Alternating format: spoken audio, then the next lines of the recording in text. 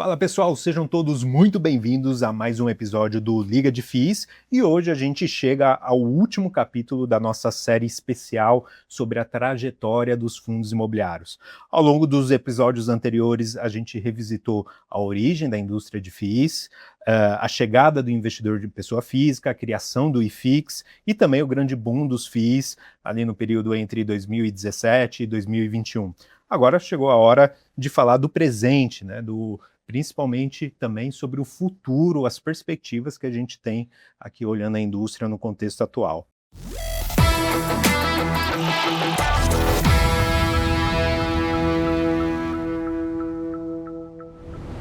Bom, de 2022 para cá, que será o recorte, né, desse programa, o mercado passou por uma mudança importante do cenário. Então a gente viu os juros voltarem a subir a patamares muito altos, né? Os fundos também enfrentaram correções relevantes em função desse cenário macroeconômico. O investidor ficou cada vez mais seletivo nas suas escolhas de quais produtos investir, e a indústria também entrou em uma nova fase de maturidade, pensando muito em consolidação, não só a nível de fundos, mas também de gestoras, né?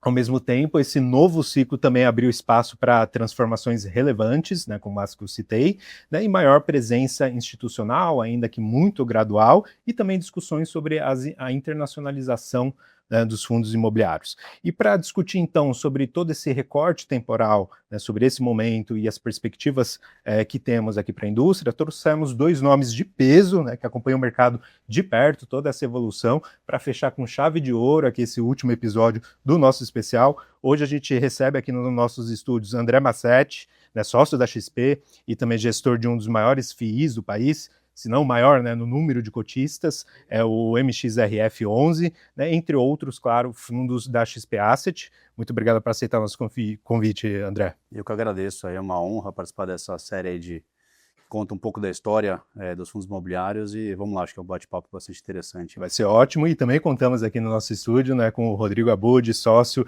e Head de Real Estate do Pátrio Investimentos, uma das principais plataformas de investimento da América Latina e atualmente, né, também a maior gestora de FIIs no mercado. Abud, obrigado por aceitar o nosso convite. Obrigado a vocês pelo convite, prazer estar aqui, né, com essas feras de mercado aí, falando um pouco sobre o que tem acontecido, as tendências, muito bacana, obrigado. E claro, né, não poderia ser diferente, contamos também com a presença do nosso querido professor Baroni. Pronto para a última aqui do especial, professor?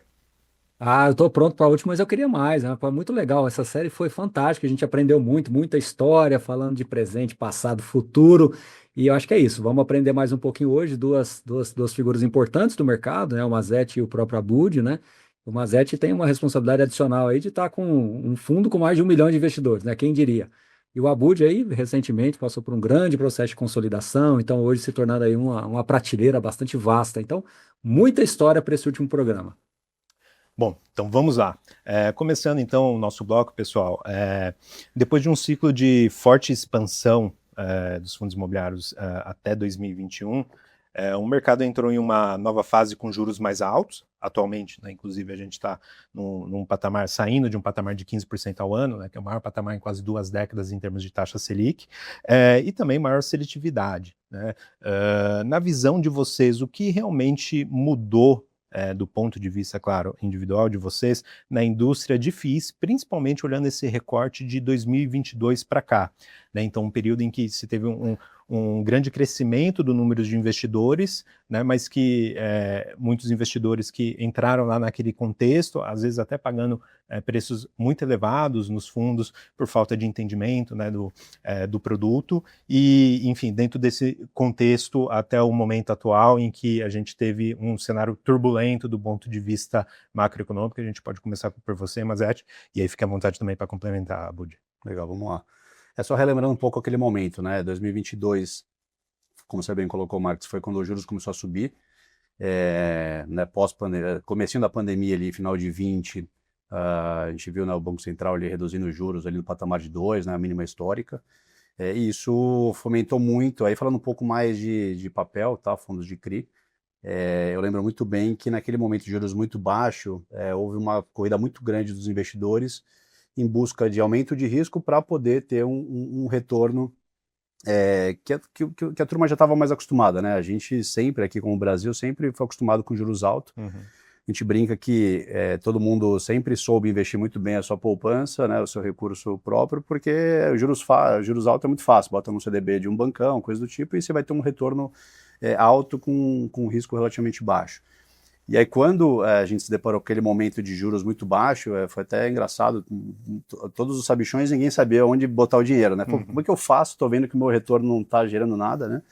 E aí, falando um pouco dos fundos imobiliários de papel, eu notei ali uma enxurrada de fundos high yields, né, de crédito high yield, e logo com a subida dos juros, que foi uma subida muito rápida, muitos gestores foram ali se embaranando, né, houve ali uma competição muito grande por deals, muita gente captando, né, os fundos imobiliários captando, né, a gente passou por um momento em que o AUM ali das gestoras, né, subiu drasticamente, a gente viu ali muitas gestoras também surgindo nesse momento de juros mais baixos, então um excesso ali de liquidez, e aí a gente, né, está acostumado, já está mais tempo no mercado, sabe que é um ambiente perigoso, né, e quando o juro sobe muito rápido, a gente viu algumas situações ruins na nossa indústria, a gente viu alguns fundos alavancados, que acabaram, né, trazendo ali prejuízos grandes ali para os fundos. A gente viu esses fundos high yields deixando de ser, né, a moça bonita do baile, né, e a gente passou a ver uma situação de um crescimento muito grande ali da indústria indo para os fundos de papel, porque no final do dia acabou acompanhando esse aumento de juros, né, principalmente os pós-fixados.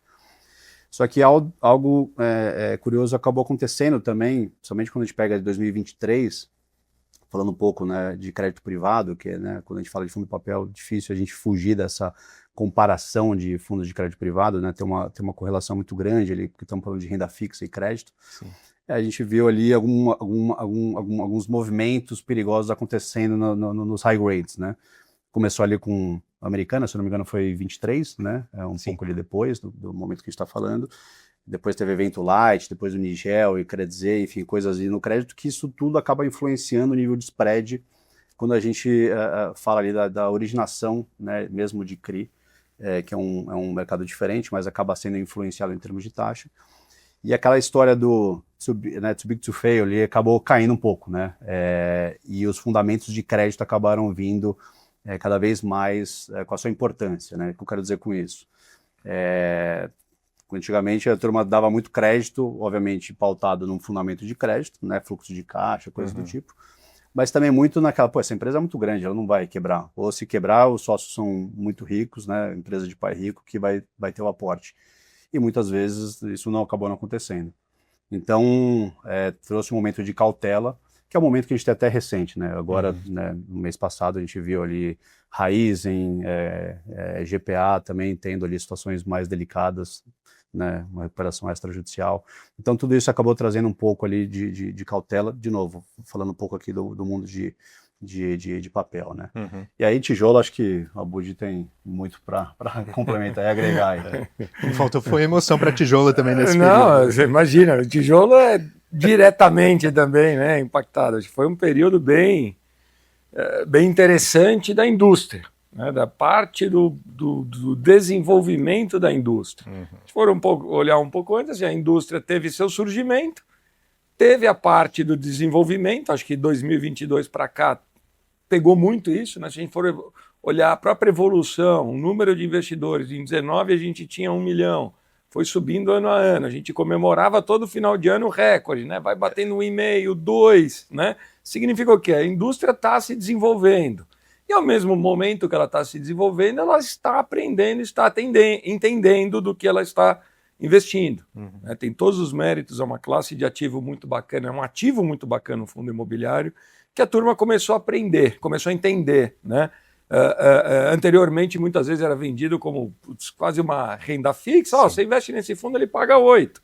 E a cota é 100, mas pera, é uma renda variável. Tanto do CDI, né? Tanto do CDI, né? Poxa, mas espera lá, então esse 8 pode virar 7 e essa cota de 100 pode virar 90. Poxa, mas por quê? Não foi isso. Aí o pessoal começa a entender. E aí começa a ficar um pouco mais seletivo, começa a olhar, poxa, mas por quê? O que acontece aqui? Um fundo pequeno, um fundo...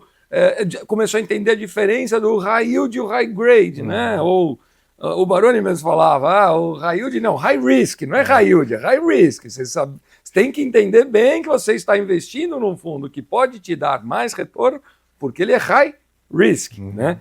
E acho que a turma começou a entender, a aprender e falar, opa, pera lá, tem diferença mesmo, não existe um ativo que chama-se fundo imobiliário. Dentro da classe de ativos fundo imobiliário, tem o tijolo, tem o papel, no papel tem o high risk e o high grade, né? No tijolo tem o logística, tem o escritório, tem o malls, que não necessariamente estão no mesmo momento do ciclo imobiliário, né? Porque o ativo fundo imobiliário de tijolo, ele é impactado também pelo momento do ciclo imobiliário que a classe de ativo está vivendo. Então a gente pegou um período assim, poxa, de pujança, de crescimento bem sólido do mercado logístico e retração no escritório. Né? Então a turma começa a olhar e fala, opa, pera lá, logístico está assim, o escritório não está. Né? Então acho que a gente passa por um processo de evolução muito saudável, muito bom para a indústria, também com duras penas. Né? Tivemos fundos que tiveram descontos maiores. Né? Então a gente começa a entender, o mercado começa a entender a correlação entre a taxa de juros elevada, né, ela impacta negativamente a classe fundo imobiliário como um todo. Né? Então acho que esse foi o processo que a gente viveu de 2022 para cá. Tá? Essa história, esse momento casa muito com a nossa história lá dentro do Pátria também. Né? Se a gente pegar esse recorte que nós estamos falando, coincidentemente ou não, casa certinho com a data da VBI se transformando Pátria, a gente saindo de uma VBI, tá, que tinha 6 bilhões em ativos sob gestão, chegando num Pátria hoje de 40 bi sob gestão. Tá? Então é um período extremamente difícil, taxas de juros elevadas, difícil para captar, tem uma reacomodação da indústria, mas que gerou muita oportunidade na outra ponta para a gente também. Tá? Se a gente tivesse vivido esse período, taxa de juros mais baixas, teria sido mais saudável para a indústria crescer? Teria sido tão propício para o crescimento do Pátria? Não. Eu acho que a gente não teria feito o que fez se a gente tivesse um ambiente mais saudável durante esse período. Então, assim, eu acho que teve muita coisa, muito aprendizado. E o que sai desse período todo, desses 4 anos que nós vivemos? Sai agora, para mim, a próxima fase da indústria. Né? Então teve o surgimento, o desenvolvimento e agora a próxima fase. Já começamos a entender, começamos a aprender. Então o que o mercado quer? Eu quero fundos maiores, eu quero fundos mais líquidos, eu quero fundos mais previsíveis do dividendo, eu quero fundos mais estáveis na cota, que aí sim nós estamos falando do produto que foi idealizado lá atrás. Se eu quiser uma exposição a real estate, quais os mecanismos que eu tenho? Fundo imobiliário, maravilha. Se eu quiser uma posição de ativos mais líquidos, mais de crédito, eu tenho os fundos de papel. Dentro dos fundos de papel, eu tenho aqueles fundos maiores, os high grades, que pagam ali o CDI. Né? Poxa, é um mecanismo fantástico. Hoje, se você quiser alguma coisa num produto bancário, você vai no seu banco, liga lá, poxa, eu queria uma LCI. Vai te pagar 90% do CDI, não isento, liquidez de quanto tempo, né? Poxa, pegar um Max Renda, pegar um fundo grande, está te pagando CDI mais muitas vezes, ou o benchmark, né, com liquidez D+2 e com estabilidade de cota. Então acaba sendo um produto fantástico. A mesma coisa agora para os fundos de tijolo, né? Os fundos de tijolo, os grandes. Pega um fundo como a gente está fazendo no processo do HGLG. A estabilidade da cota. Poxa, se um inquilino hoje sair, né, o HGLG está com 3 milhões de metros quadrados de galpões logísticos. Se um inquilino sair de 200 mil metros quadrados, 5%, 6% do portfólio. Né? Então não tem tanta variação. Né? Então você começa a entrar nessa outra etapa, que é o mercado entendendo, diferenciando, e os maiores se beneficiando, se tornando melhores sob essa ótica e tendo mais capacidade para crescer. Né? Então, o que nós vamos viver aqui, daqui para frente? Esse processo de consolidação, muito similar do que a gente viu em outras indústrias como a americana. Muito bom esse pano de fundo. E esse seu último comentário é interessantíssimo, que na figura de analista, acredito que o Baroni também já tenha tido esse sentimento. Quando a gente via lá no relatório gerencial, devolução de 200 mil metros quadrados, o coração já disparava, né? Porque afetaria muito a vacância do ativo. Não precisa ir tão longe. Hoje em dia, né, um fundo grande, né, como muitos de vocês, isso afeta um ponto percentual no máximo na vacância fiscal. Não mexe o ponteiro e é muito saudável para a indústria, né? O LVBI ainda é, porque ele está no processo de consolidação, um fundo de 2 bilhões de patrimônio líquido, quarto maior da indústria ali, tá? Então não é um fundo pequeno. A gente teve no começo do ano passado a devolução lá do Supermercado Dia, o ativo de Mauá, o Baroni lembra bem, eram 30 mil metros quadrados. 30 mil metros quadrados, tá? Que, o fundo assim, tipo, caiu 10% porque, né, uma alocação de 30 mil metros quadrados. Hoje, se eu tivesse esse mesmo processo dentro do HGLG, 3 milhões de metros quadrados daria 1%. Né? 1% do portfólio. Você pega... Ou seja, não mudaria. Então, nós estamos falando de um produto bacana, um produto que ele tem a previsibilidade da distribuição. Né? Ele está distribuindo 1,10, eu tenho perspectiva de subir 1% que caiu. Poxa, peraí, 1% ele ia distribuir 1,09, né? Então, não muda. Exatamente. Professor Baroni.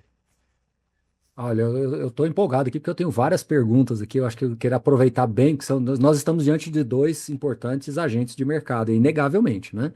Então, tem várias perguntas. Só a título de curiosidade, há 10 anos atrás, o patrimônio líquido do HGLG era de 360 milhões de reais. Era do tamanho de um fundo monativo, com absoluta certeza. E até menor do que vários. E o que eu queria levantar é justamente esse primeiro ponto aqui. Quando a gente volta, não precisamos voltar 20 anos atrás, não, talvez voltando 10, pouco mais, pouco menos, a figura do imóvel, na hora de se analisar o fundo imobiliário, era muito relevante. Poucas pessoas até conheciam os gestores, não sabiam muito bem quem era, sabia que tinha um nome ali da companhia, da gestora, da asset, mas quem estava por detrás, efetivamente, pouco se sabia. Hoje, se você pegar um portfólio de 30, 40, 50, tem fundos com mais de 100 imóveis, é muito difícil você olhar imóvel a imóvel. Às vezes você acaba se concentrando nos 10 maiores, alguma coisa assim. Mas a figura do gestor se tornou extremamente relevante. Então, quando eu pergunto hoje para o investidor, você prefere ter um bom gestor com um portfólio razoável, ou você prefere ter um portfólio excelente com um gestor não tão bom?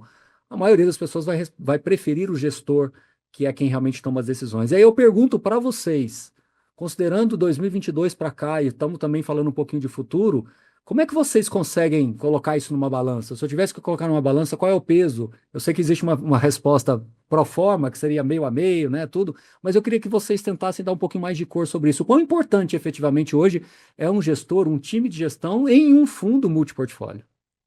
Pega essa primeiro, Manzé. É fundamental, professor. Assim, um time de gestão, primeiro que o nosso business de asset management é formado por pessoas, e isso é extremamente fundamental em qualquer classe, né?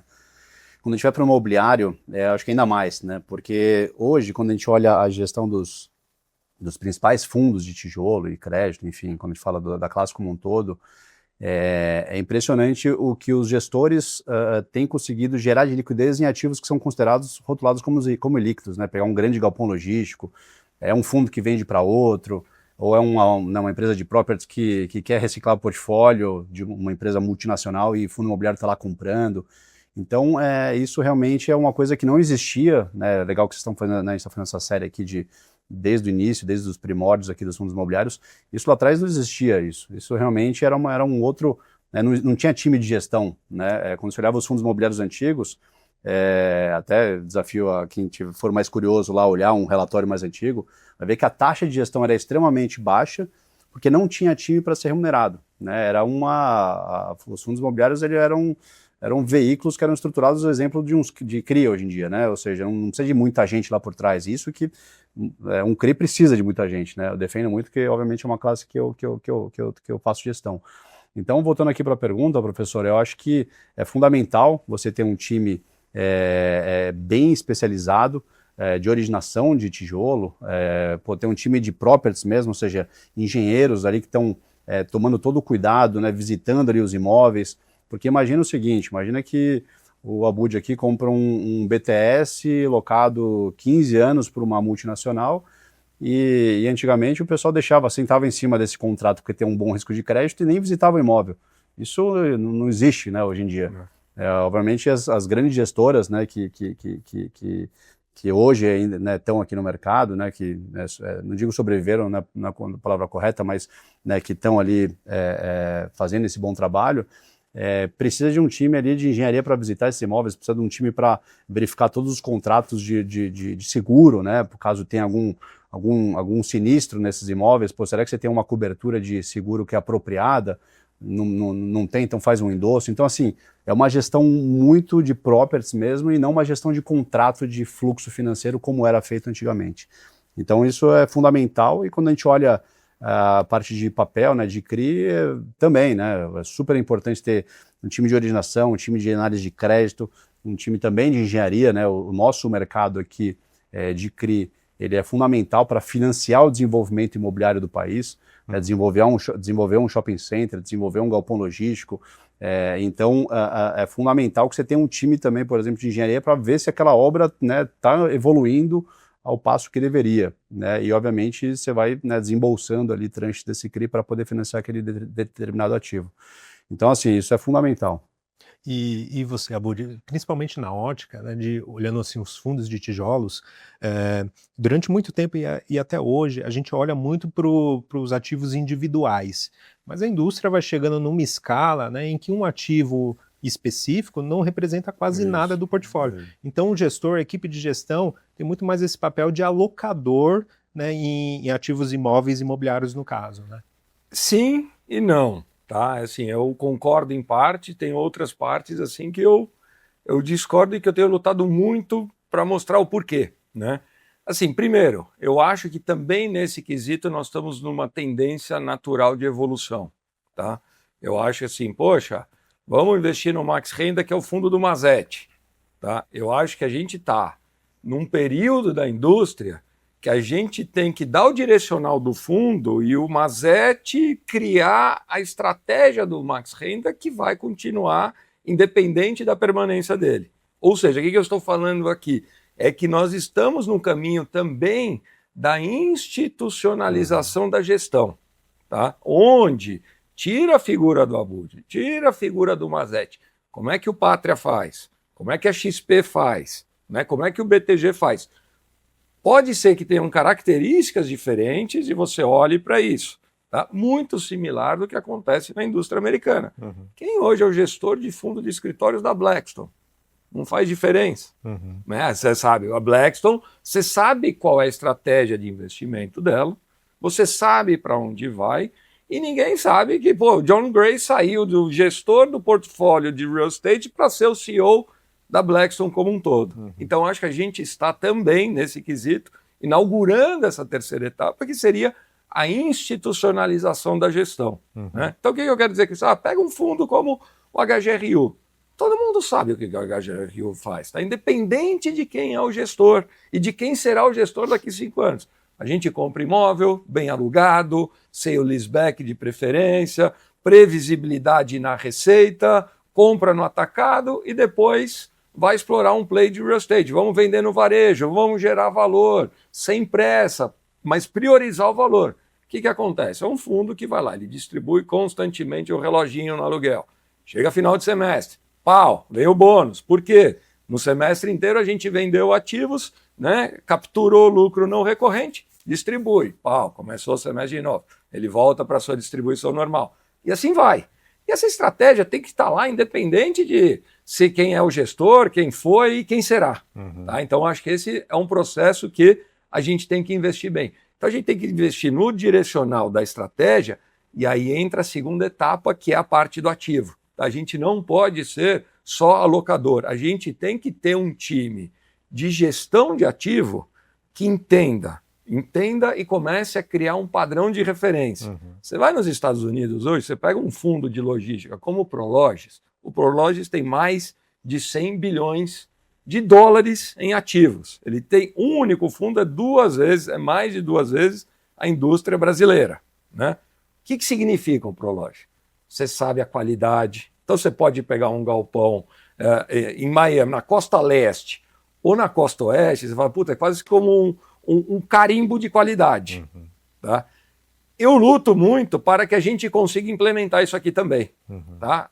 Poxa, eu quero ter o HGLG como um Prologis. Eu quero ter os fundos de office como uma Boston Properties. Que esse valor vem não só para o gestor no estado da arte, o investidor sabe, poxa, o que faz o Boston Properties? Qual o tipo de escritório que ele tem? Ele tem nas principais cidades os principais ativos, com bons inquilinos. Poxa, então, é essa a estratégia que eu gosto? Eu vou entrar nele, né? O que gera nos inquilinos? Pô, eu tô aqui ocupando um prédio de escritórios da Boston Properties que ficou pequeno. Ô, gestor, você tem um outro? Poxa, eu gosto, né? Acho que o seu prédio é bem atendido, tem uma boa manutenção, tem um bom custo condominial, tem bons facilities e tal. Gostaria de olhar um outro. Isso vai criando um goodwill ali, uma boa vontade entre todos os stakeholders, né, que acaba revertendo como se fosse um franchise velho e volta para a primeira etapa. Então tá bom, agrega mais no valor da marca, no valor da franquia, em ter um fundo pátrio. Assim, então isso que eu tenho lutado muito para implementar hoje num porte que a gente está atingindo. Poxa, com 40 bi, eu tenho que ter uma forma de atuar, eu tenho que ter uma forma de gerir, seja o portfólio, seja o ativo ali no underlying asset, ali no ativo final. Né? Então acho que é essa a etapa próxima que a gente tem vivido ali, para que você seja reconhecido. Ó, estado da arte da gestão é o cara que vai gerir o fundo, o fluxo para o investidor e vai gerir o ativo aqui, né, com viés de mercado, de inquilino, do seu tomador final também. Muito bom. Bola está contigo, professor. Vamos lá. O Mazzetti tocou num ponto importantíssimo que eu queria explorar. E o Abud também, mas eu exploro na sequência depois que o Mazzetti responder. Mazzetti, transação entre fundos. A gente tem visto muito, e eu digo que um fundo, depois que ele passa de 1 bi, a situação muda para o gestor. Depois que ele passa de 2, 3 bi, mais ainda. Depois que passa de 5, mais ainda. Ou seja, cada vez mais comum a gente se deparar com transação entre fundos, inclusive com troca de cotas, imóveis, vai para cá, vai de lá, até porque são os agentes de mercados mais relevantes hoje, os fundos imobiliários, as empresas listadas, enfim, ainda estamos com o mercado desaquecido internacional, mas eu acho que em algum momento, com juros baixos, os investidores estrangeiros vão voltar para o Brasil do ponto de vista imobiliário, mas a gente tem visto de 2022 para cá, como é o cenário do nosso bate-papo aqui hoje, muita transação entre fundos. E o mercado trouxe uma objeção, embarcou uma objeção, como se essas transações necessariamente tivessem que ter um ganhador e um perdedor, como se necessariamente tivesse uma certa cumplicidade ali entre os gestores desse tipo de transação, e não consegue ver isso com uma certa naturalidade ou até como uma consequência natural do desenvolvimento e do tamanho do mercado que nós temos hoje. Então eu queria que você falasse um pouquinho sobre isso, queria que você trouxesse à luz um pouco dessas questões relacionadas às transações entre os fundos, não só do ponto de vista de troca de ativos, mas como troca de cotas, e se você acredita que isso vai ser uma tendência natural, dada a condição de mercado como ele é hoje. Não, vamos lá, professor, acho que assim, na minha visão não existe, né, perdedor, ganhador aqui nessa situação, né? O que tem é talvez uma reciclagem de portfólio, né? Então, você pega, por exemplo, um fundo aqui do Abud que ele comprou um galpão há 7 anos atrás, estava num outro momento de juros, né? Uma outra situação de fundo, etc. E aí, tendo a oportunidade de um outro fundo que fez uma captação recente, que está com recursos, está com dry powder para poder ir às compras, por que não fazer, né? Está comprando a preço de mercado, vai atender né, o cap rate aqui desse fundo que acabou de captar, e o Abud vai fazer uma reciclagem que vai gerar um ganho de capital, que vai destravar um valor enorme para os investidores, vai pegar esse recurso e vai alocar em outro imóvel, né? Então, acho que isso é dinâmico, isso tem que acontecer, é saudável, né? E no mercado de CRI também, né? Assim, os gestores estão muito acostumados a alavancar aquisições, né, ou construções de alguns fundos imobiliários que estão ali fazendo seus desenvolvimentos, suas aquisições. Então isso é super saudável também, funciona bastante, funciona super bem, é uma linguagem rápida, né, a mesma linguagem, então é fácil de fazer uma transação dessa, rápida, eficiente e gera um valor para as duas pontas, né? Então acho que isso é totalmente saudável e com o desenvolvimento da indústria, tanto de CRI como de tijolo, isso tende a crescer bastante. Agora, essa questão talvez passar até a bola aqui mais para o Abud, pagando, né, com emissão de cotas, né, que é algo que ficou um pouco, vamos dizer, mais na moda nos últimos meses, nos últimos anos, muito em função desses juros altos que a gente tem no país há muito tempo. Como a gente acabou de falar aqui, juros altos acaba atrapalhando um pouco aqui a cotação dos fundos imobiliários, né? E o que não permite, né, fazer ali captações orgânicas, vamos dizer, né, captações ali tradicionais, que é fazer, né, enfim, passar o chapéu ali para os gestores e fazer uma captação. Então surgiu essa criatividade um pouco mais recente, principalmente para os gestores ali de tijolo, e que encontraram uma oportunidade de crescer, né, o AUM. De novo, na minha visão, acho que o crescimento do AUM ele é saudável desde que seja no preço correto, diversifica o portfólio, né, aumenta ali o tamanho do patrimônio líquido do fundo, aumenta, né, tende a aumentar a liquidez ali daquele produto, o que tudo isso, sendo bem feito, beneficia o investidor na ponta final. É um pouco da minha leitura. Não, eu concordo, acho que é isso também mais um assunto que mostra o estágio de evolução e amadurecimento da indústria. Poxa, quando você tem fundos pequenos, transação entre fundos, parece, né, estou fazendo aqui, mas ali, não. Eu acho que você tem fundos ativos em diferentes momentos, você tem fundos em diferentes momentos, diferentes estratégias, né? O crescimento da indústria, por exemplo, volto para o HGLG. O HGLG é um fundo que vai bater aí seus 10, 11 bilhões. É um fundo que começa a fazer sentido você carregar desenvolvimento lá dentro. Poxa, desenvolvimento, se eu carrego, tá? A gente faz um build to suit, um número redondo a 12% de yield. Quando ele ficou pronto, aquele negócio gerou 12%. Eu marco a mercado ali a 10%, 9%, dependendo da avaliação. Poxa, eu gerei ali X milhões de lucro. Se eu vender aquilo lá e eu não preciso estar perdendo com a sensação, poxa, vendo a mercado. Ao mercado. Pô, eu estou com um lucro, estou gerando um lucro para o meu cotista que pode fazer muito sentido para o meu momento. E o outro falando, ótimo, eu estou aqui com build to suit, uma empresa de primeira linha, com bom risco de crédito, que eu quero carregar nesse yield com uma estabilidade, uma previsibilidade. Tá tudo certo. Eu acho que isso mostra, sim, a evolução da indústria, o tamanho, a escala que a gente está atingindo. E aí é sempre bacana assim, fazer os paralelos com os outros mercados mais maduros, que você vê que as coisas se repetem, as histórias se repetem, o quanto a gente tem para crescer ainda. Acho que a maior transação do mercado de escritórios americano aconteceu no começo da pandemia, tá? A Blackstone, a gente volta para a Blackstone, comprando o portfólio de escritórios da Equity International, da Equity Offices do Samzel. Foram mais de 29 bilhões de dólares em transação. Poxa, que mal tem? Quanto foi? E você lê o livro do Samzel ou você lê o livro da Blackstone, a transação está lá. Blackstone falando, olha, o Samzel fez um leilão, eu subi o preço, subi de novo, foi competitivo com o Vornado, comprei. Ó a beleza da transação. Antes de comprar, antes de escriturar, a Blackstone já tinha vendido alguns ativos do portfólio com ágio, reduzindo o preço médio da aquisição. Está tudo certo. O Samzel conta como, olha como eu te extraí leite de pedra, e o Blackstone contando, olha como eu fui inteligente, vendendo e, poxa, capturando, fazendo a maior transação da história do mercado de escritórios na pandemia. Tudo certo.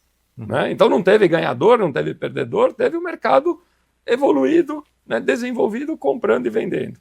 Maravilha.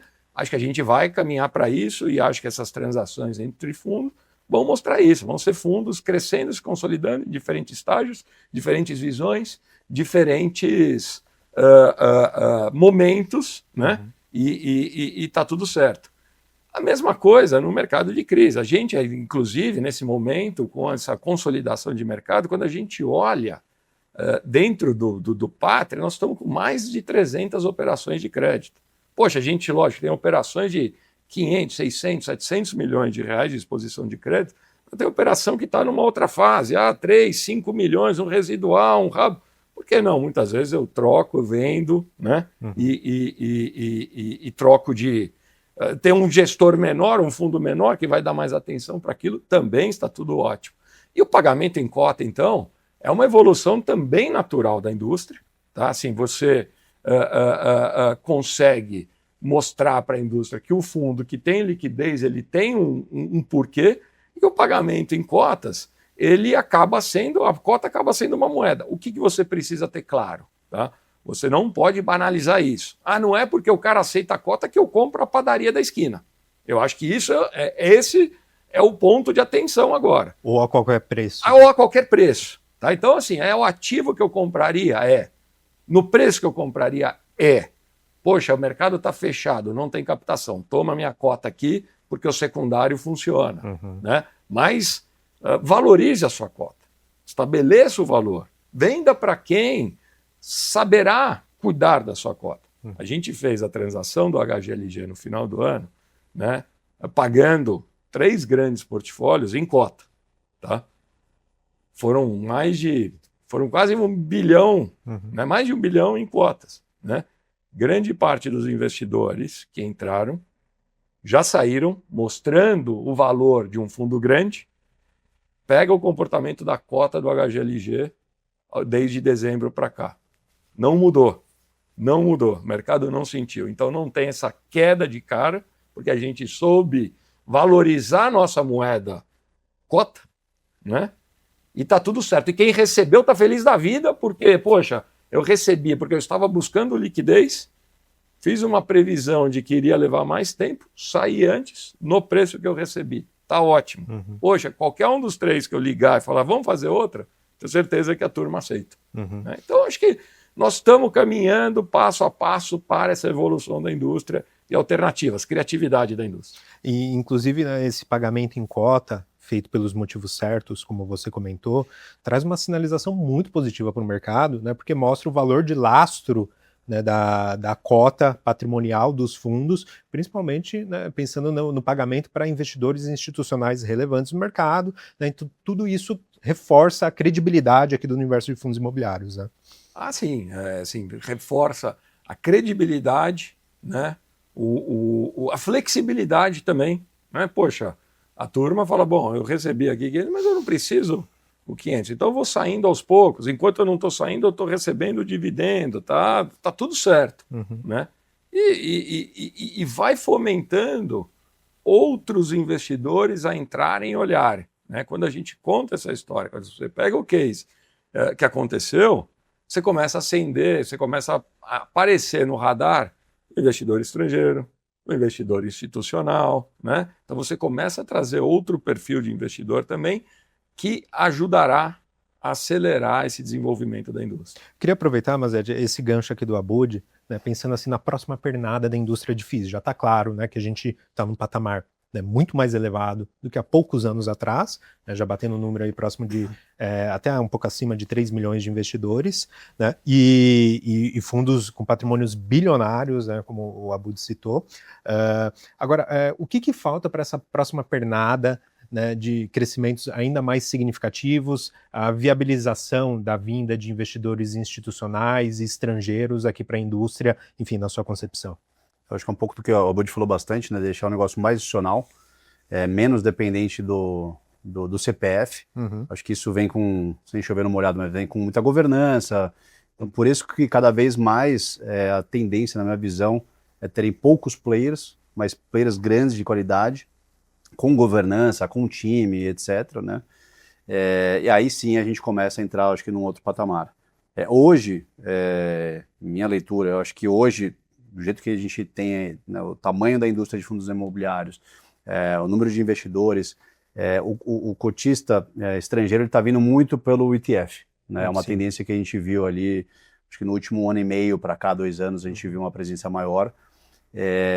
Mas eu não vejo ainda muito, nesse momento atual, falando em 2026, o investidor estrangeiro vindo com todo o peso. Né? Eu acho que hoje tem ativos mais óbvios para o estrangeiro, como uma NTNB, que ela é isenta e tem uma baita liquidez, né? Muito maior que os fundos imobiliários, mas eu acho que o caminho é muito do que o Abud falou. Eu acho que seguindo nessa tendência de consolidação, que eu acho que, né, do lado aqui do maior consolidador da indústria, que já dão uma boa limpada, né, no bom sentido. E eu acho que isso ainda tem mais um caminho para ser feito. Não tem mais espaço para novos gestores, eu acredito pouco nisso, eu acho pouquíssimo provável surgir um novo gestor, ou um gestor que hoje é muito pequeno e se transformar um desses maiores, né? Eu acho que realmente a arrebentação está muito, né, tá muito longe. E aí, com isso, eu acho que é uma questão de consequência.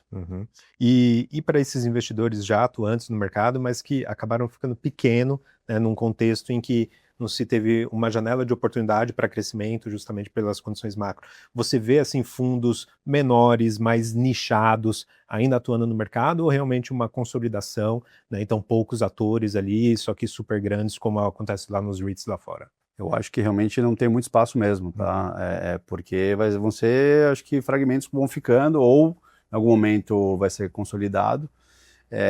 Porque pensa com a cabeça do investidor, pessoa física, né?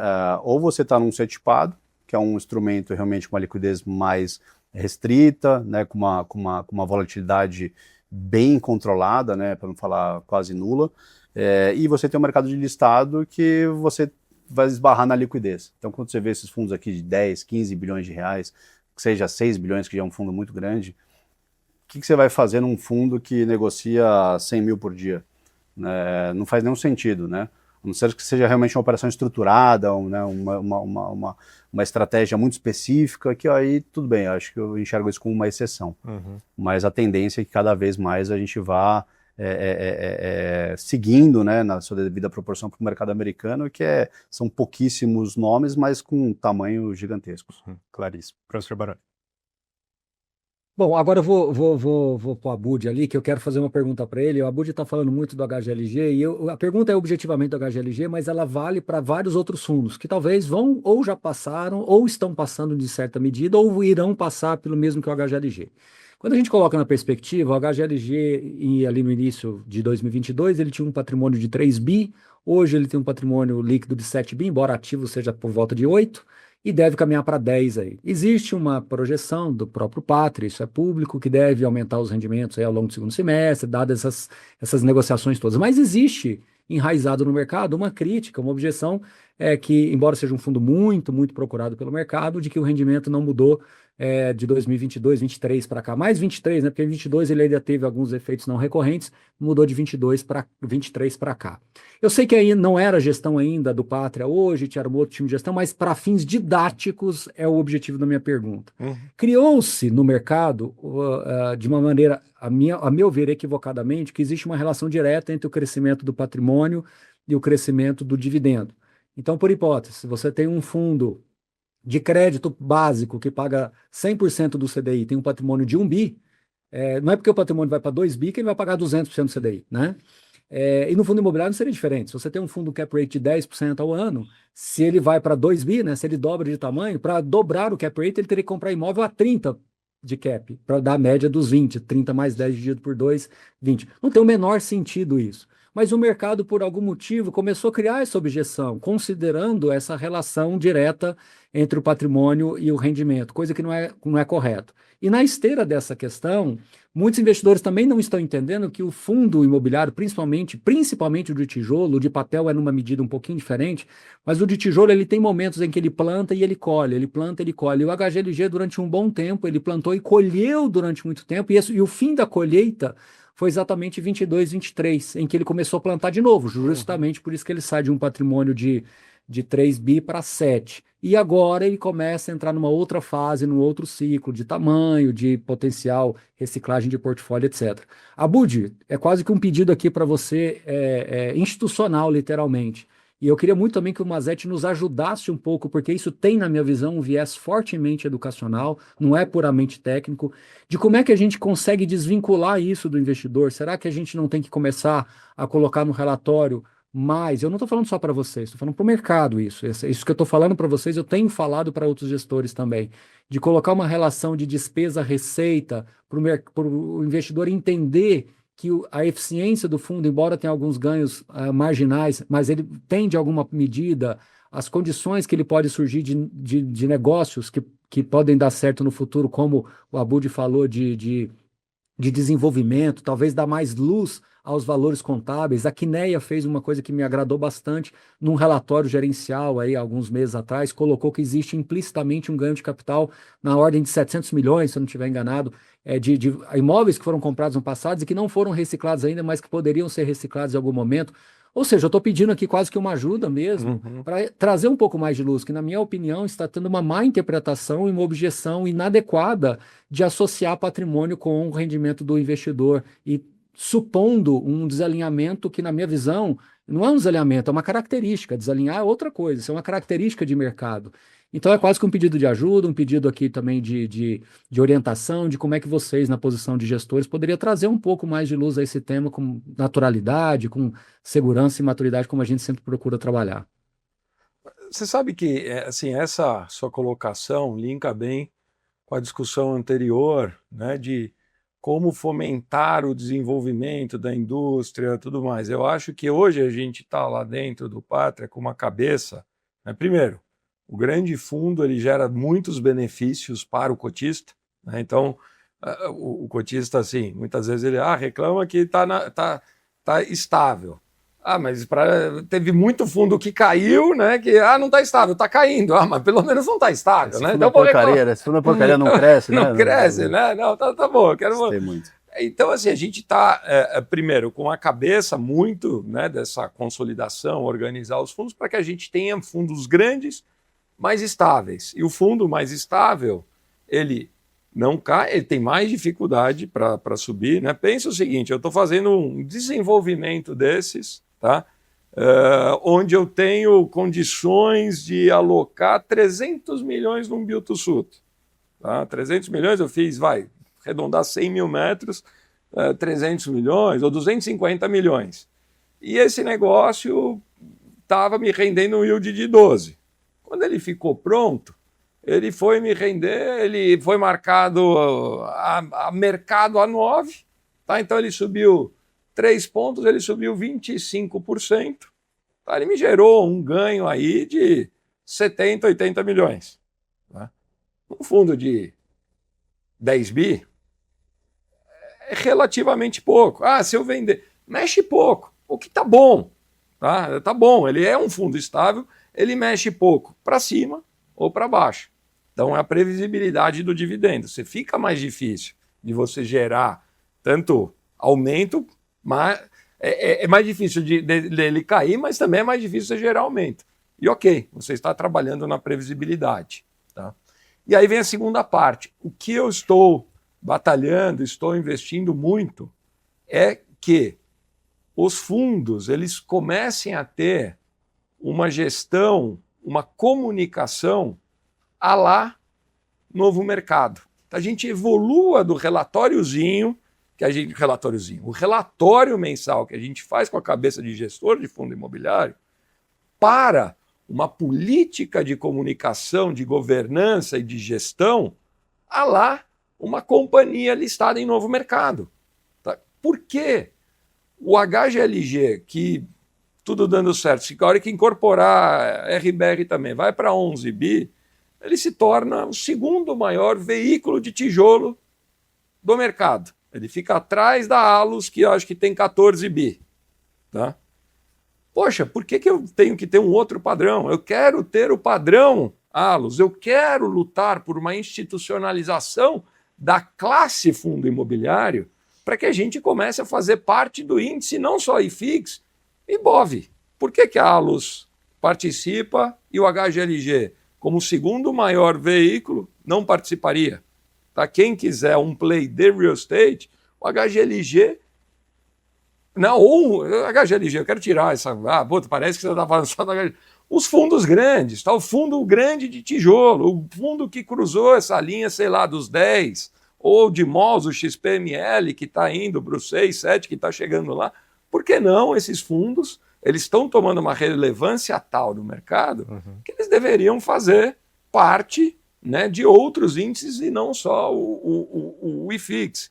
E olha a diferença, o HGLG, né, ou um fundo grande como ele, num dia bom, num momento bom, num período bom, ele está negociando 20 a 25 milhões de reais por dia, o que é ótimo para a nossa indústria. Poxa, é um recorde, é um case, né? Pô, se eu receber 100 milhões em cota, eu consigo sair em menos de um mês, tá ótimo. Sabe quanto a Allos, que isso é 20% maior, negocia por dia? Nós estamos falando em 150 milhões. É outro jogo.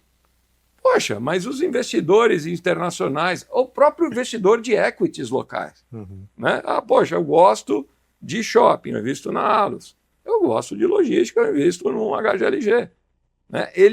O fundo imobiliário tem se provado como o veículo mais adequado para você ter real estate no Brasil.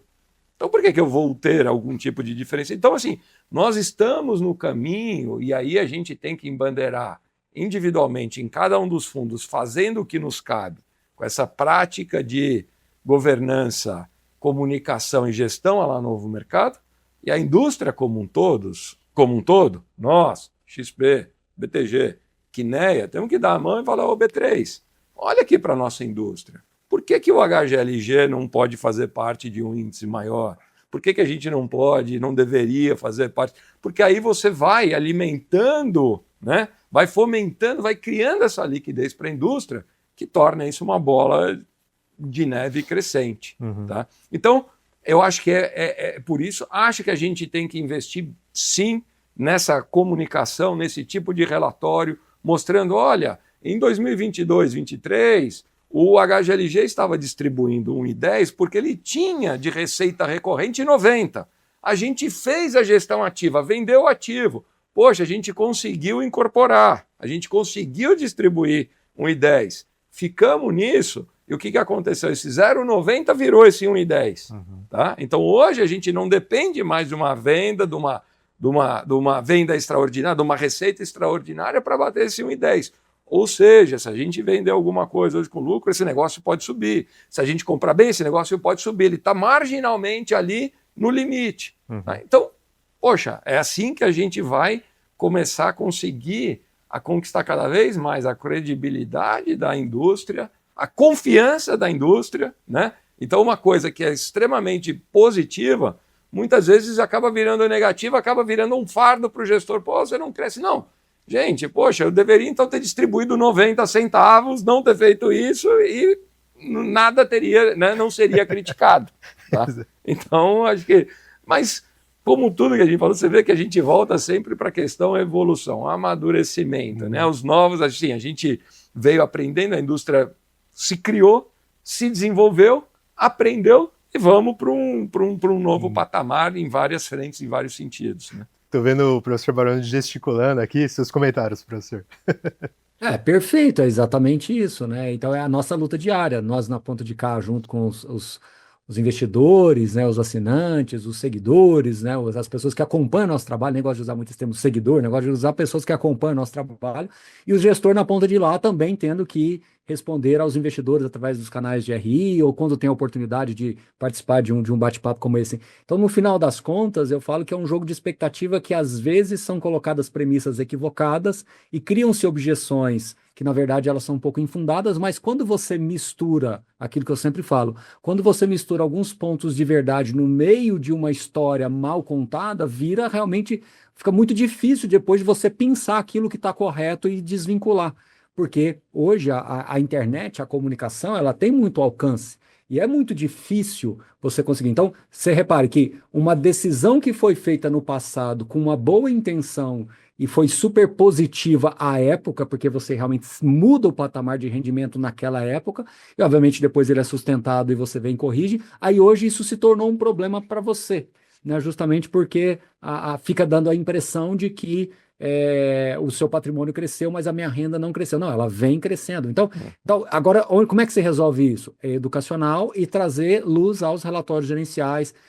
Eu acho que está faltando nesse novo ciclo dos fundos imobiliários algumas tentativas dos gestores de trazer. Outro dia me pediram, aqui na plataforma de plantão de dúvidas, né, me pediram um gráfico histórico de rendimento recorrente e não recorrente. Alguns fundos até faz isso, mas talvez dá um pouco mais de luz a isso, nem que seja do ponto de vista anual, que eu acho que fazer isso mensal talvez vai ficar muito desgastante, mas mostrar o quanto em 2022 foi de rendimento recorrente e o quanto que foi de não recorrente, para mostrar que exatamente foi uma colheita de um processo que se iniciou antes da pandemia, inclusive, e agora está numa outra fase de plantio, como o próprio Abud falou. Se daqui a algum tempo a gente vê essa incorporação sendo concluída e, de repente, uma transação imobiliária do HGLG vendendo, sei lá, 2, 3, 4 galpões, começa-se um novo ciclo, mas aí vem a grande pergunta, tá? Eu preciso mostrar isso certo para que depois daqui, talvez 3, 4 semestres, eu não volte a ser criticado de maneira equivocada. A gente viu isso acontecendo, por exemplo, num fundo de shopping,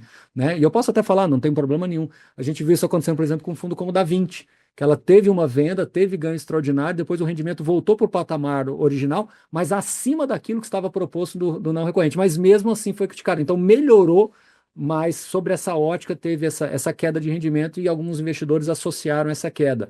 Aí o mercado tem que digerir isso, aí você tem todo o ruído, você tem que tentar trazer à luz e às vezes tentar trazer isso vira uma queda de braço, porque alguns investidores ou alguns produtores de conteúdo, analistas, enfim, às vezes tem uma certa dificuldade de reconhecer isso de certa forma e acaba misturando produtos na prateleira. Para algum fundo, o gestor teve um comportamento que foi um pouquinho diferente dado o contexto. Então, no final das contas, é um grande desafio do nosso lado, mas a gente se propôs a fazer isso. Então, eu não fujo do debate, eu enfrento mesmo com educação, com ponderação, com equilíbrio, com respeito, tanto ao institucional do investidor, gestor, quanto também ao lado profissional e pessoal dos investidores. Mas é importante a gente trazer isso e não ter medo de trazer isso, justamente porque é a informação que não é que aqui a gente está querendo cravar como verdade absoluta, mas é no mínimo as premissas e os dados sendo colocados de maneira correta e não interpretando de uma maneira muito superficial e trazendo objeções que talvez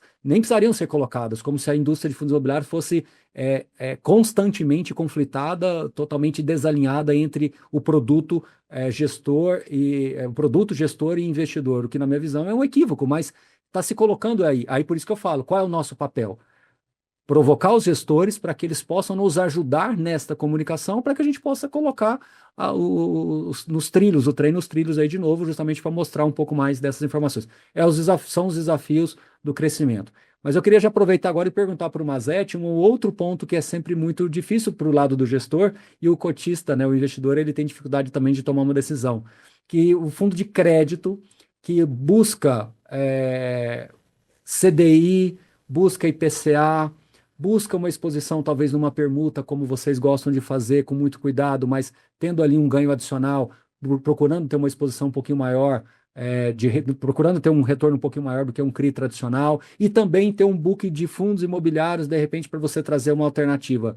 Esse é o caminho, Mazzetti? Ou seja, você gosta desse tipo de produto que tem essa versatilidade? Você acha que esse é o futuro? Inaugurou-se isso, talvez depois da pandemia para cá, e esse é realmente o futuro, ou você ainda acredita que os fundos vão ser muito bem ainda temáticos dentro do universo aí de fundos, vamos chamar de TVM, ou ativos líquidos, como a gente preferir? Olha, professor, eu acho que é uma estratégia micro que cabe, eu acho que a cada gestora, né, cada gestor.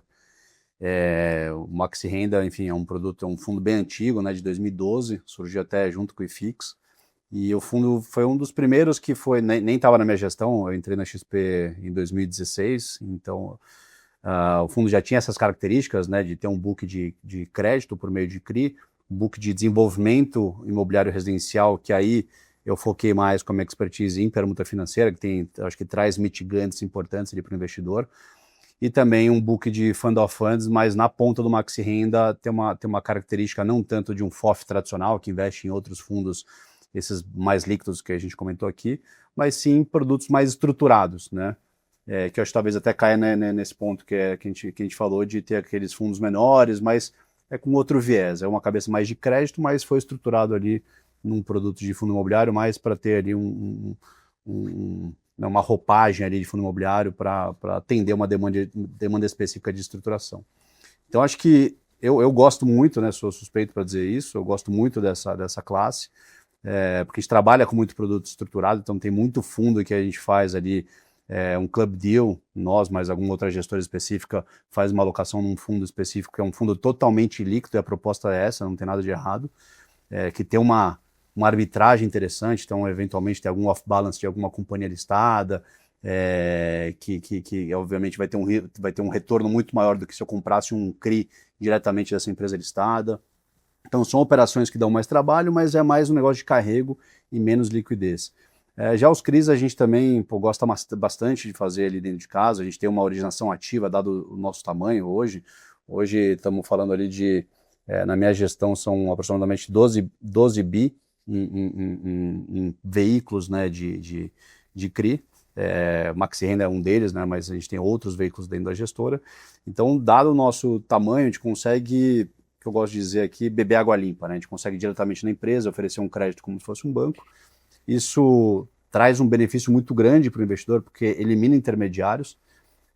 Não que a gente não tenha uma relação com os IBs do mercado, não é isso de forma alguma, mas é que a gente consegue, né, beber essa água limpa e esse delta de retorno a gente converte integralmente para o nosso investidor, para o nosso cotista. Né? Nenhum FII é cobrado nesse meio do caminho. E isso nos permite também fazer uma gestão ativa, né, de vender esse papel no mercado secundário. Então, por exemplo, agora, né, falando só, dando um exemplo para ficar um pouco mais claro, as Bs ali estão na casa de 7,5, um pouco próximo do 8, um pouco abaixo. Então a gente consegue fazer alocações ali num patamar bastante interessante, um IPCA mais 9, 10, por exemplo, de uma operação que não é um high risk, né, mas é uma operação que foi estruturada diretamente, né, sem nenhum intermediário, e isso já nos permitiria, né, num ato contínuo, já vender isso no mercado secundário e fazer esse ganho de capital, assim como o Abud falou aqui, deu o exemplo, né, de fazer um desenvolvimento de um galpão e depois que ficar pronto vender. Então é algo parecido com, obviamente, uma outra classe de ativo. E se a gente acreditar que em algum momento o mercado vai melhorar, né, juros vai fechar, consequentemente a NTNB também vai fechar, a gente consegue gerar um ganho ainda maior para o nosso investidor, né, operar um pouco ali a renda fixa e vender isso aqui gerando um grande, né, ganho de capital. Então, sou fã dessa estratégia, obviamente. A gente, né, tá em todas as camadas dessa esteira, desde a originação, né, passando pela estruturação e depois a gestão e até mesmo vendendo esse papel no secundário. E a permuta financeira também é uma classe que a gente opera há muito tempo. Claro que às vezes o mercado está mais pró-negócio, às vezes está um pouco agora, por exemplo, acho que está num momento um pouco mais de, né, tomar um pouco mais de cuidado, um pouco mais de cautela. Então a gente até tem feito menos permuta financeira no Maxi Renda, mas de novo, estamos sempre atentos, né? O professor que acompanha já a gente há muito tempo, somente depois da minha gestão de 2016 para cá, né, 10 anos para cá, viu que teve momentos do Maxi Renda que a gente fez bastante alocação em permuta, momentos que a gente segurou um pouco mais a onda, vamos esperar um pouquinho, o mercado está ficando estranho, vamos observar, vamos esperar maturar os nossos investimentos. E aí depois acelera de novo, então é meio que dinâmico mesmo, né? Tem que respeitar o mercado, não adianta fazer loucura. Uhum. Mas, aproveitando essa discussão de consolidação que a gente havia tratado, né, e trazendo aqui mais do ponto de vista dos fundos que você é gestor, olhando aqui o caso do Maxi Renda e do XPCI, é claro que o Maxi Renda tem uma estratégia muito particular por conta dessa possibilidade, né, e esse investimento propriamente dito em permutas financeiras, diria até que o perfil dele é único no mercado, praticamente, mas também tem um lado que dialoga muito com o XPCI, que é um fundo super interessante, né, tem uma carteira de crédito de perfil baixo, perfil de risco, né, mas que ainda tem um tamanho mais reduzido por conta dessa falta de uma janela de oportunidade para fazer follow-on crescer, né, e tomar um tamanho maior, né, e aí existe, assim, tem no radar de vocês, né, assim como o Patria já vem fazendo com os fundos dele, possibilidade de uma consolidação entre esses dois ativos e até outros aqui da XP Asset? Olha, essa é uma discussão que sempre a gente, acho que desde que a gente estruturou a primeira emissão do XPCI, o pessoal me perguntou, mas qual que é a diferença do XPCI para o Maxi Renda, né? Uhum. No book de CRI. De fato, a diferença é mínima, né? Inclusive tem papéis em comum, e etc. E foi um fundo que a gente fez poucas emissões, eu acho que o fundo nunca, né, teve aquele desenvolvimento que nos permitisse até aquela grande gordura para fazer outras emissões e aí passasse essa arrebentação e, né, fosse de fato um fundo ali que superasse 1 bi, 2 bi, 3 bi, que é o que a gente sempre espera aqui dos nossos veículos. Então, de fato, existe uma conversa para a gente pensar ali no futuro do XPCI, nada definido, tá? Mas, de fato, a nossa cabeça é essa, de ter poucos, né, produtos, mas produtos bem robustos. Então essa é de fato, nossa cabeça aqui. Uhum.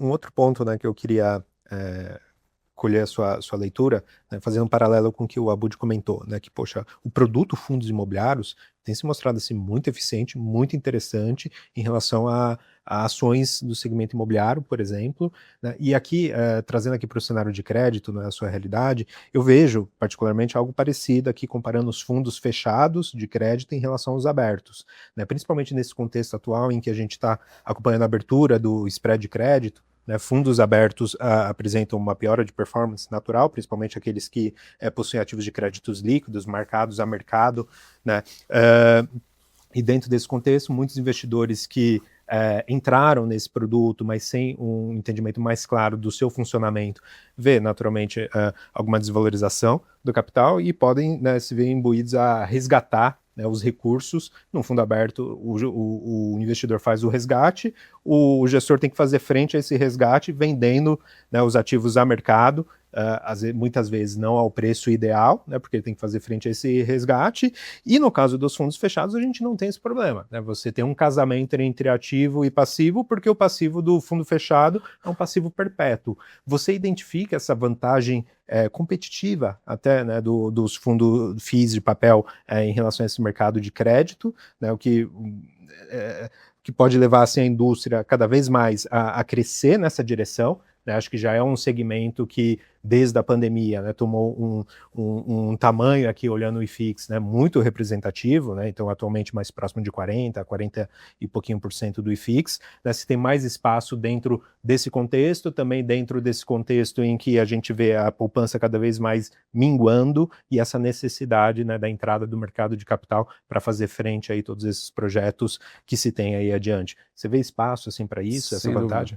Sem dúvida, acho que até separando um pouco aqui das questões, é uma vantagem, né, sem dúvida nenhuma, você ter um conforto de ALM, né, ALM é basicamente fazer a gestão de ativo e passivo, né, para fundos que têm resgate, então o gestor de um fundo fechado, né, não tem esse problema, que é um problema, né, naturalmente. Isso nos permite, inclusive, tomar um risco um pouco maior de prazo, de duration, né, para justamente financiar galpões logísticos, né, ativos que tenham talvez um retorno um pouco mais longo, casar ali um fluxo de contrato de um contrato atípico, né, que é de longo prazo, na estruturação de um CRI. Então, isso são benefícios que dão uma tranquilidade e ajudam o gestor a dormir mais tranquilo, sem dúvida alguma. Por outro lado, você tem um pouco de lado negativo. Quando você pega um fundo de crédito privado, um fundo de debêntures, é um fundo que vai ter a marcação muito mais precisa. Sim. Eu acho que a indústria de CRI já evoluiu bastante no que tangeria a marcação. Falando um pouco mais de high grade, né? High yield é um negócio mais específico, um financiamento de uma obra. No máximo ele vai acompanhar ali um fechamento e uma abertura de uma B, né? Ou se tiver obviamente algum desafio ali naquela obra, vai ter uma PDD, vai ter uma marcação punitiva. Mas quando a gente olha um CRI de uma multinacional, de uma empresa de grande porte, que também tem uma emissão ali a mercado, uma debenture, isso acaba tendo uma eficiência muito grande. Eu acho que os administradores evoluíram bastante nesse sentido.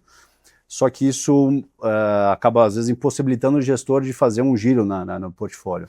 Quando você pega um gestor de debentures, né, de um crédito privado, já está marcado ali. Então, se ele precisa vender aquele ativo, ele vende e assim, já está na cota naquele dia mesmo, né, no D0, no D1 e tal. Agora você pega, por exemplo, um CRI, em que você emitiu numa NTNB de 3, né, de um tempo atrás estava 3, 4.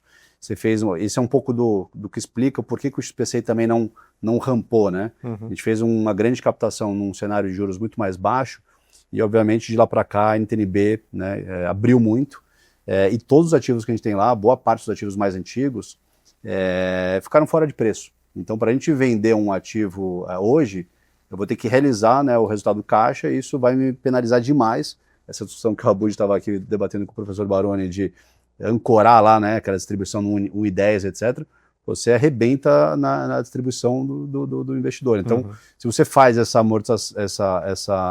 venda e penaliza aquela distribuição, você como gestor vai ser massacrado, né? E se você também não faz, você também, né, apanha dos dois lados. Mas então você acaba ficando um pouco mais, né, engessado para fazer giros no portfólio. O que acaba sendo às vezes ruim, né? Porque se você tivesse com caixa no momento de juros tão alto, você conseguiria levar, né, você penalizaria o fundo naquele momento, mas dali para frente você daria um baita de um carrego, uma melhora de carrego para o fundo. Então você tem, acho que, os dois lados aqui da moeda, né? E eu acho que um outro ponto que você comentou que é muito importante, né, com o resgate, né, grande que vem acontecendo na poupança, isso vem trazendo oportunidades ali para os próprios gestores de CRI a começar a ocupar um espaço que não era visto antigamente, né, para, né, começar a financiar obras de grandes incorporadores, em boas praças.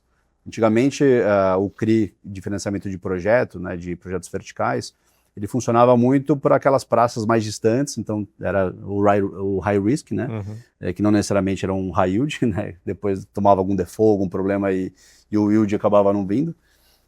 E aí isso eu acho que mudou bastante a foto, né? O meu portfólio mesmo, a gente, se for comparar de um tempo para cá, a gente está muito mais presente em financiamentos de grandes obras, de grandes incorporadores em São Paulo, né, que é a principal praça do país, ou seja, com um nível de risco muito mais controlado.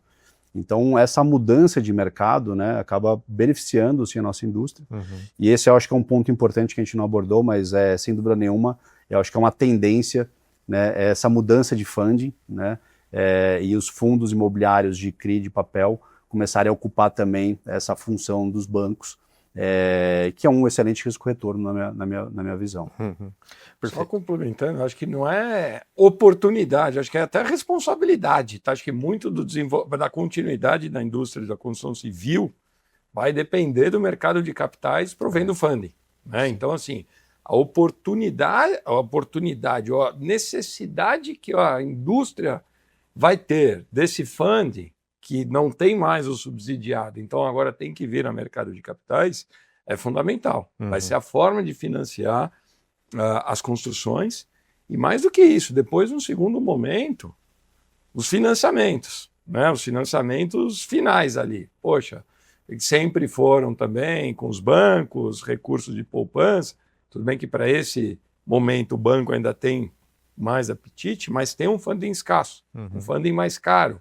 Então você começa a pensar nas possibilidades de financiamento também do tomador final. Né? Então acho que assim, nós estamos de novo num momento muito importante da indústria, que é esse ajuste, a escassez do recurso subsidiado que financiou até aqui, poupança FGTS, o começo não, mas o desenvolvimento do mercado de capitais como provedor de recursos tanto para a construção civil quanto para o mercado de financiamento habitacional.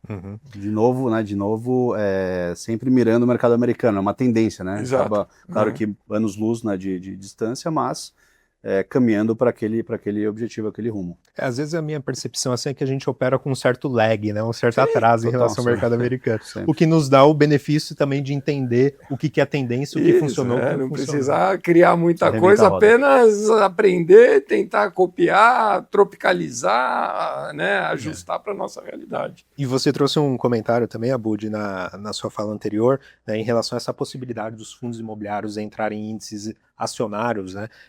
Atualmente existem até iniciativas nessa direção, conversando com reguladores, com a própria bolsa e tal.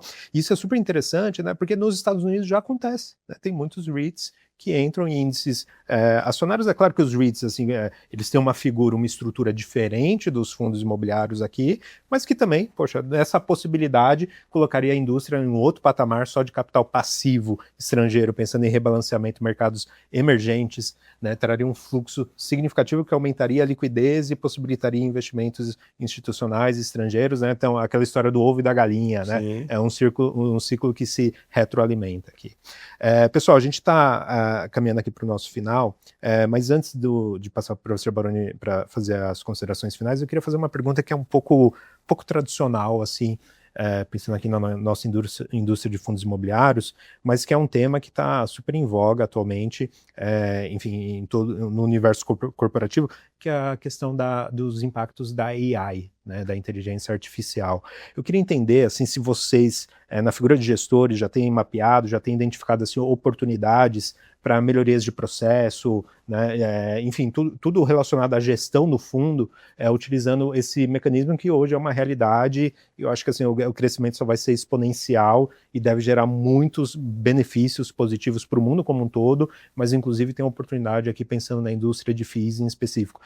Enfim, não sei se as gestoras já têm algo no radar, assim, que possa compartilhar conosco também. Queria ouvir um pouquinho da opinião de vocês. Puxa, essa aqui. Sem dúvida nenhuma, a gente já tem utilizado aqui na nossa célula de gestão.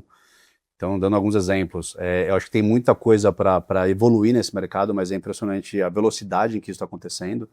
Então, por exemplo, coisas que não tinham há 3 meses atrás, hoje já tem, aí o negócio está evoluindo cada vez mais rápido. Uhum. Mas pegando um pouco lá do nosso dia a dia, muito contrato a gente tem utilizado, né? Acho que funciona muito bem a ferramenta para contratos, para estruturação, claro que precisa da revisão final, obviamente, mas para elaboração de documentos é impressionante o que a ferramenta tem ajudado. O Maxi Renda, né, a gente já falou aqui algumas vezes, acho que todos sabem, é o fundo que tem a maior base de investidores disparado, bateu até 1,4, mais de 1.400.000 cotistas. E é uma enxurrada de questionamentos nas nossas caixas, né, de RI e tal. Então, e as perguntas, elas obviamente sempre vêm num formato diferente, mas sempre com informações que a gente obviamente tem essa informação. E é com base num relatório, uma base de dados nossa, etc. Então tudo isso a gente já criou também uma resposta em que a base está lá. Então basicamente o que esse cara perguntou, a resposta está aqui. E aí já dá uma bela mastigada, obviamente tem coisa que não pode passar, então a gente dá uma filtrada, mas o ganho de escala nas respostas assim, foi brutal. Uhum. O que na nossa visão, pelo menos as AIs que a gente tem utilizado ainda não tão redondas, em termos de conta, de cálculo, coisas desse tipo, eu acho que ainda tem muito a melhorar. Mas, de novo, como eu falei, pode ser que daqui a 3 meses já tenha uma ferramenta excepcional. Uhum. Então, a gente está super atento e realmente é algo que vem para ajudar e vai revolucionar o mercado, sim. Eu acho que hoje não tem como não falar que não está atento a essa tendência, né? É transformacional. Acho que se algum gestor fala, não estamos usando, corre, né? Porque esse cara em 3 meses ele vai ficar ultrapassado, vai ficar obsoleto. Acho que tem muita coisa, né? Falei, poxa, hoje nós temos, sei lá, 300 operações de crédito lá dentro. Como é que eu vou monitorar tudo isso? Uhum. Eu vou precisar de time para monitorar. Então, cada vez mais a gente está fomentando e desenvolvendo, né, ferramentas baseadas na inteligência artificial para fazer todo esse processo de atividades repetidas. E o mais bacana é que quanto mais você usa, quanto mais você alimenta, mais preciso ele fica. Né? Então, o Mazetti falou, a gente ainda não tem, mas então assim, temos que insistir nesse primeiro momento, você mantém uma redundância, mas quando você começa a alimentar, quando você começa a dar insumos, vira uma ferramenta poderosíssima, poderosíssima. Né? Então, a discussão é até onde vai, em quais frentes. Né? A gente começou alguns projetos pilotos lá, mas quando você olha, fala, poxa, eu tenho que começar 10 projetos pilotos, porque eu posso fazer a parte do monitoramento, conciliação, report, enfim, né? Tem muita coisa para ser feita ao mesmo tempo. E aí, puxando o gancho para outra ponta, o que isso gera de oportunidade no mercado de investimentos de real estate. Né? Aí voltamos aí para a classe dos data centers também. Isso tem sido uma outra discussão muito grande. Né? Como investir, como fazer parte. E eu acho que nesse sentido também abre um outro leque de oportunidades derivados desse uso dessa ferramenta. Muito bom, pessoal. Professor Baroni, suas considerações finais, por favor. Queria agradecer, acho que o papo foi muito construtivo, assim, a gente aprendeu bastante aqui, conseguimos trazer luz a temas importantes, né? Nós estamos diante de 2 gestores importantes, de gestoras importantes, diria que entre as maiores do mercado. Então é muito bom ouvir essa percepção direta deles, acho que isso ajuda aqueles investidores interessados em amadurecerem seus pontos de vista, então acho que foi muito bom. Agradeço a participação de vocês, tanto do Abud quanto do Mazetti. Obrigado, Marcos, também aí pela parceria de sempre e todo o time técnico do Infomoney. Então, muitíssimo obrigado e até uma próxima. Muito obrigado, professor.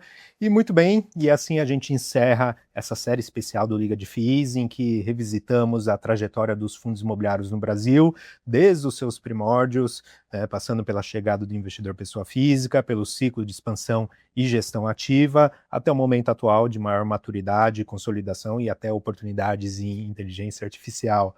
E ao longo desses episódios ficou clara a evolução dos FIIs ao longo das últimas décadas, com a evolução regulatória, novos produtos, amadurecimento dos investidores e principalmente pelo trabalho dos profissionais que acreditam nesse segmento ou acreditaram desde o seu início.